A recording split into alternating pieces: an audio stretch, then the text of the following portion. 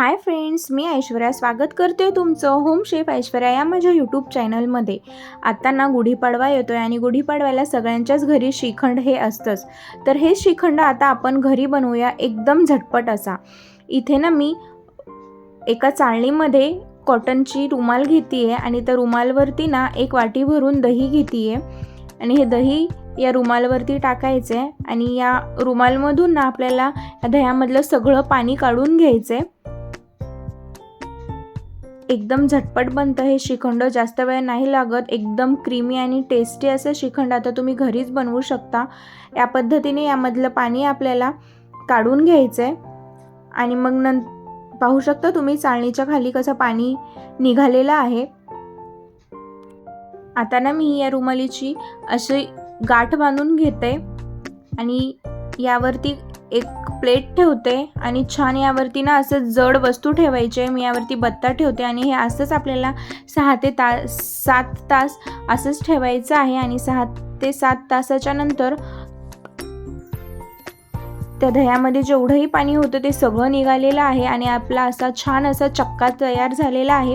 मी तुम्हाला काढून दाखवते, हे पाहू शकता मस्त असा आपला दह्याचा चक्का तयार आहे। आता ना आपल्याला हे चक्का एका चाळणीमध्ये काढून घ्यायचे, जी आपली पुरणाची चाळणी असते ना त्यामध्ये हे काढून घ्यायचे सगळं आणि चमच्याच्या साहाय्याने आपण पुरण जसं पुरणपात्रातून काढून घेतो तसं आपल्याला हे चक्का काढून घ्यायचंय। एकदम झटपट बनतं, क्रीमी टेस्टी आणि लवकर बनणारं हे श्रीखंड आहे। या गुढीपाडव्याला तुम्ही नक्कीच बनवा।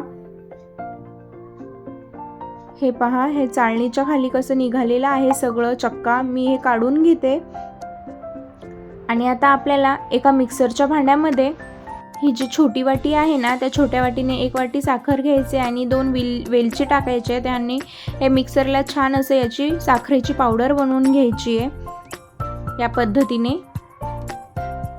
आता जे आपलं चक्का बनलेला आहे ना त्यामध्ये आपल्याला हे साखर टाकायची आहे, पिठी साखर थोडंसं टाकत हे मिक्स करायचे। जर तुम्ही माझ्या चॅनलला अजून सबस्क्राईब केलं नसेल तर प्लीज चॅनलला सबस्क्राईब करा, लाईक शेअर आणि कमेंटही करा, म्हणजे तुम्हाला माझे असेच नवनवीन रेसिपीज पाहायला मिळतील।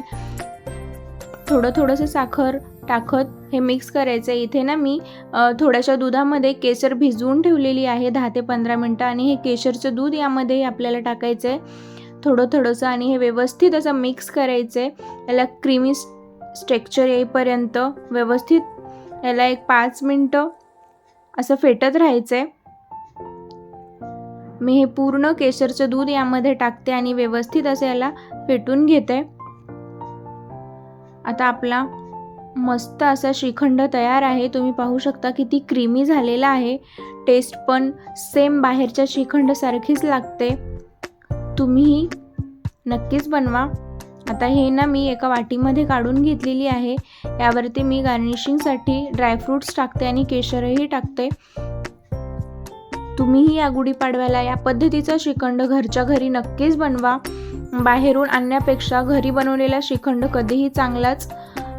तुम्हीही बनवा आणि कमेंट करून सांगा की कसा झाला होता ते। आपण पुन्हा भेटूया एका नवीन रेसिपी सोबत। Thank you for watching.